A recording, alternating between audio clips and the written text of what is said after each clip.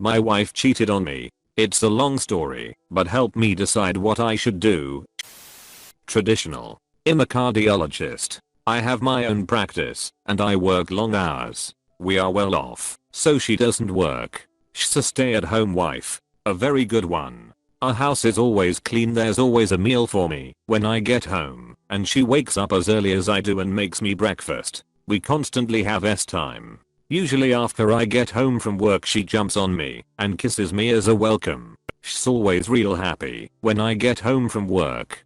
She sometimes can't even wait till I'm done eating for us to have time. One day I came home from work and I was expecting the usual her running to me, kissing me, etc. But when I walked in the door she didn't come running, so I walked into the kitchen and found her there. Food was ready as usual. She was washing something in the sink, so I went behind her, hugged her, and started kissing her neck. She turned away. I grabbed her and faced her towards me. She had a tear running down her cheek. I asked her what was wrong, but all she said was, "Do you love me?" I said, "Of course I do, honey. What's wrong?" She looked away again and mumbled something. I asked her to repeat herself. She said, "I'm pregnant. We have been married for almost a year now, and we've been wanting a baby." So I was thrilled and full of excitement, but I didn't understand why. She was in tears. I said, "OMG, that's great, baby. But why are you so sad about it?" She said, "I'm not. I'm happy, but what, John?" She was quiet for a few seconds. "John, I cheated on you." I was speechless and completely shocked, cause I did not expect that. She went on. "Susan texted me 2 weeks ago. Susan is my secretary. She came on to me a few times, but I've always rejected her." My wife continued talking. "She told me you guys were having an affair. She said it has been going on for about a month now." I was completely furious, so I went and got a few drinks. I called Fred and told him about it, so he joined me immediately to support me. Fred is her guy best friend who she claims was nothing but a friend to her. They were always really close, so it bothered me, but she made it clear that she saw him like a brother. She kept talking. I had more to drink until eventually I was so drunk I didn't know what I was doing. We went back to his place and he was being so affectionate and nice, so I slept with him because I wanted to forget all about what you had done to me. After a few hours I came home and you were still at work. I had already sobered up, so I decided to act as if nothing happened, as if I didn't know about your affair. 2 weeks went by and every day during those weeks I went to Fred's while you were at work. I wasn't guilty at all for having time with him, cause in my mind you had been doing the same thing to me for a month. I decided to check up on you, so I asked everyone you knew about the affair, but they all told the same thing.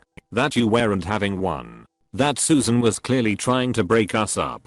So as soon as I found out none of it was true, I called it off with Fred. Yesterday was my last day with Fred. I couldn't live with myself if I didn't tell you about it, so here I'm telling you. Hoping you'll forgive me, because it was all so stupid, and I really regret it. I should come to you first. I should asked you about it, but I was scared you would just lie to me. I was still taking it all in, so I hadn't said a word. She put her hand on my face and said me to look at her, then told me, "Baby, I love you more than you can imagine, and I'm so sorry." I looked away because I knew if I didn't I'd forgive her right there and then, because I still loved her very much, even though she had hurt me. She removed her hand from my cheek, then set it on my chest. "I hope you can forgive me, John. I don't want to lose you. I can't live without you. Just give me one chance to prove that this will never happen again." I grabbed the hand that was on my chest and looked her in the eyes and told her to leave the house. She said, "Where am I supposed to go, John?" In anger I told her to go to her lover's house. She turned away and started walking upstairs to our room. I thought she wasn't going to leave, so I followed her up there yelling, "If you don't leave, I will." But when I got there she already had a suitcase out. "Just give me a few minutes to pack and I'll be out of here," she said. She was wearing a beautiful silk robe which she dropped. Underneath she was wearing my favorite bra and underwear which she knows I love. She looked gorgeous. I was so hurt, but I loved her and I didn't want her to leave. She got dressed, grabbed the suitcase, and started heading out the door. Without thinking I grabbed her suitcase and pulled her back with it. "Wait, don't go." If you leave, we'll never fix this, and I still have a lot of questions to ask. She said okay, and set the suitcase down. What do you want to know? She asked. Do you love him? Absolutely not. I only love you. Is the baby his? No. It's yours, John. I promise. How do you know? I was pregnant before I slept with Fred. The day I got drunk I was trying to miscarry. I didn't want the baby without you. I wasn't going to tell you about it because I was angry about the affair, so I planned to leave you, and I figured it'd be easier if you didn't know. Is the baby okay? Yes, I went to the doctor. It's fine. She slept in our bedroom, but I went to the guest bedroom that night. This was yesterday. I don't know what to do. Please help me decide whether I should leave her or forgive her.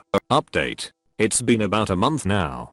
There's not a day that goes by that she doesn't apologize or begs for forgiveness. We still live together, but I sleep in the guest bedroom. I love her, and this is driving me crazy. I want to reconcile, but every time I think of forgiving her and moving on, I picture her in bed with another man, a man I knew. It is so hard. I want my wife back. My wife, not Fred's stress.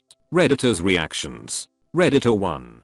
There are two types of people. Those that can truly forgive and move on, and those that can't. Look deep inside yourself, and if you know you will never be able to get past this, then you should cut ties and move on now. If you think you can get past it, then two things absolutely have to happen now. Fred is gone. Forever. She can never speak to him again. He was not her friend. He was a guy who was waiting for his chance, being nice to her until her guard was down. He didn't cheat on you, though. Your wife did. So there isn't anything to be gained from going after him in any sort of revenge scheme. The other thing that has to happen is that you fire your secretary. She is a psycho. Be careful, though, because she is probably crazy enough to file a wrongful termination lawsuit or sexual harassment lawsuit against you. If you fire her right now, I would speak to her privately about what she did. Don't mention your wife or anything that she's done. Do not add fuel to that fire. Ask for her resignation. If she refuses, then you need to make a log of every time she comes in late. Every time she does something wrong. Give her more work that she can't do, and log it all. After a month or so, let her go. You will then have evidence against her that you didn't fire her for personal reasons, not that they aren't totally valid. In the meantime, you have to go to marriage counseling, and your wife has to go to counseling on her own.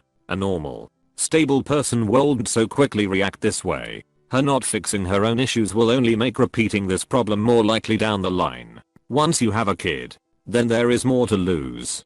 Also, you have to get her to agree to a paternity test as soon as possible. If the child isn't yours, and that's a deal breaker for you, then you can save yourself a lot of headaches and wasted time going to counseling. Good luck. Redditor 2. This sounds fake to me. But if it's real, first things first, fire your secretary.